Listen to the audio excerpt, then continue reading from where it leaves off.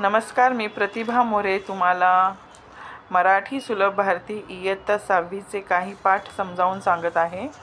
आज मी घेत आहे 10वा पाठ, बाबांचं पत्र. तर हा पाठ असावा. बाबांचं पत्र म्हणजे याच्यात सर्वच येतं जवळपास. बाबांचं पत्र म्हणजे एका वडिलांनी आपल्या मुलीसाठी लिहिलेले पत्र.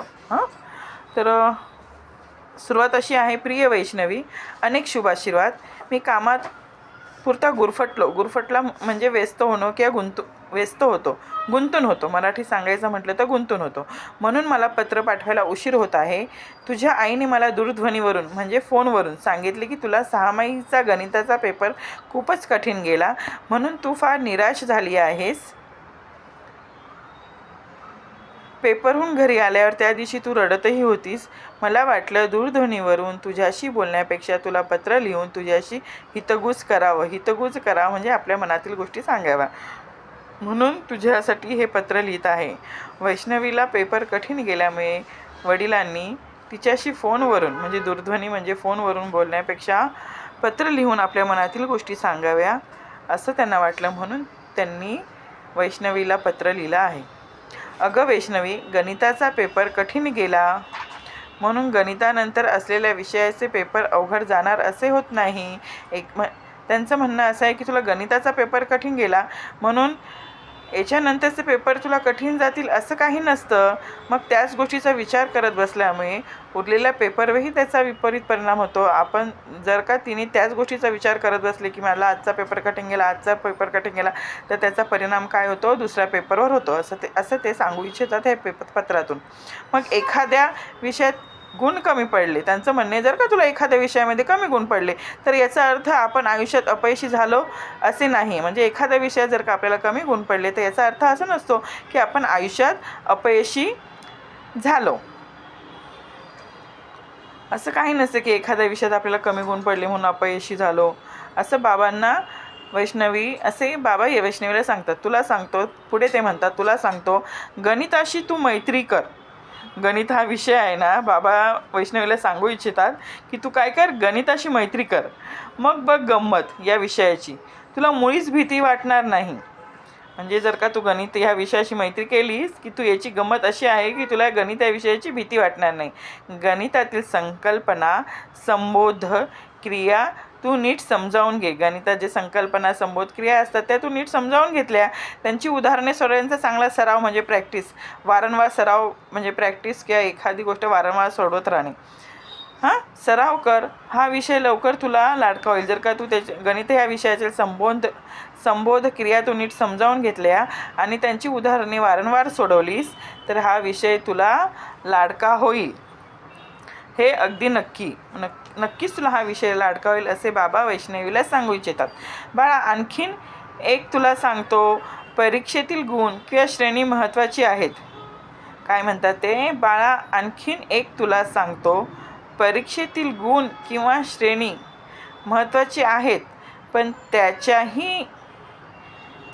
त्याहीपेक्षा म्हणजे हे सगळं महत्त्वाचं आहेत. म्हणजे गणितातील परीक्षेतील गुण आणि श्रेणी त्याचे महत्त्वाचे आहेत, पण त्याहीपेक्षा आपल्या आंतरिक गुणांची वाढ करणे म्हणजे आपल्या आतमध्ये काय काय कला आहेत ते अधिक महत्त्वाचे आहे.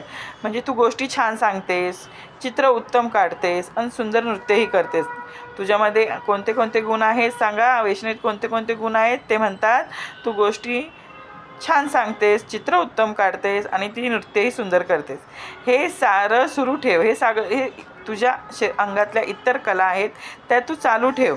तुझ्या आईने सांगितले की तू हल्ली याकडे फारसं लक्ष देत नाहीस. या कला आपले जीवन सुंदर करतात आणि आपले व्यक्तिमत्वही फुलवतात. त्यामुळे प्रत्येकाने एखादी तरी कला जोपासली पाहिजे.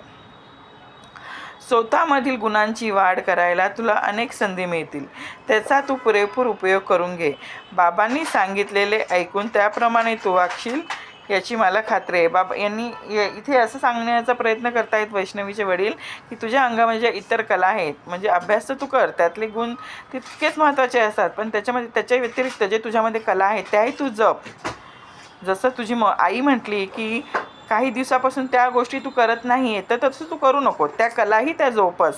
त्याचाही तुला पुढे जाऊन फायदा होईल आणि तू जास्त त्याचाही तुला पुढे जाऊन फायदा होईल आणि तू जास्त प्रत्येक गोष्टीमध्ये यशस्वी होशील. कारण कोणतीही कला जोपासल्याने त्याचे काय म्हणू शकतो आपण, त्याचे काही वाईट परिणाम होत नसतात. चांगल्या कला जपण्याने ते आपल्यासाठी चांगलेच असतात, असं ते सांगण्याचा प्रयत्न करा. आणि एखादी कला तरी प्रत्येकाच्या अंगी असावी आणि ती आपण जोपासावी, असं ते वैष्णवीला सांगू इच्छितात. दिवाळीच्या सुट्टीत मी गावी येणार आहे, मग आपण खूप खूप मज्जा करू. ते म्हणतात दिवाळीच्या सुट्टीत तर मी गावी येणार आहे, ते आपण खूप मज्जा करू. किल्ले बांधू, कंदील तयार करू, गप्पा मारू आणि दिवाळीचा फराळही खाऊ. खाऊवरून एक गोष्ट आठवली मला. या दिवाळीत गावी येताना तुझ्या आवडीचा खाऊ घेऊन येणार आहे. कुठला ते तू ओळखलाच असशीलच. तुझ्या पुस्तकांचा खाऊ. ते काय म्हणतात, दिवाळीत मी तुझ्या आवडीचा खाऊ घेऊन येणार आहे.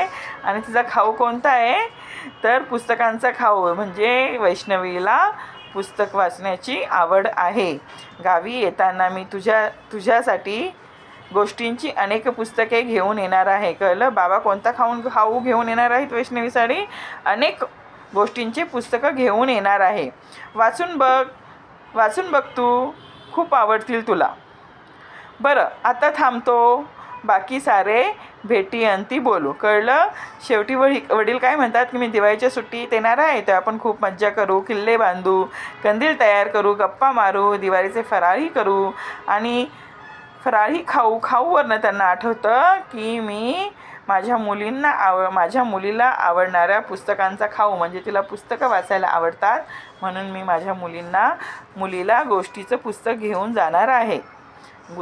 गोष्टीचं पुस्तक घेऊन येणार आहेत ते वैष्णवीसाठी. आणि इतके बोलून ते थांबतात आणि ते म्हणतात बाकी सारे भेटी अंती बोलू. म्हणजे भेटी अंती म्हणजे याच्या पुढचं बाकी सारे मी तुला जेव्हा भेटेल प्रत्यक्षात तेव्हा मी तुझ्याशी बोलेल. त्याने शेवटी लिहिले तुझे बाबा. आणि हा पाठ लिहिला आहे एकनाथ आवाड. हे लक्षात ठेवायचा की बाबांचं पत्र हा पाठ कोणी लिहिला आहे. हाही प्रश्न कदाचित येऊ शकतो. तेव्हा आपल्याला माहिती असलं पाहिजे की बाबांचं पत्र हा पाठ लिहिला आहे एकनाथ आवाड यांनी. ओके. जर तुम्हाला मी सांगितलेला बाबांचा पत्र हा पाठ समजला असेल तर ते तुम्ही मला कमेंटद्वारे नक्की सांगावे. आणि तुम्हाला काही प्रश्न विचारायचे असेल तर ते तुम्ही कमेंटद्वारे विचारू शकता. धन्यवाद.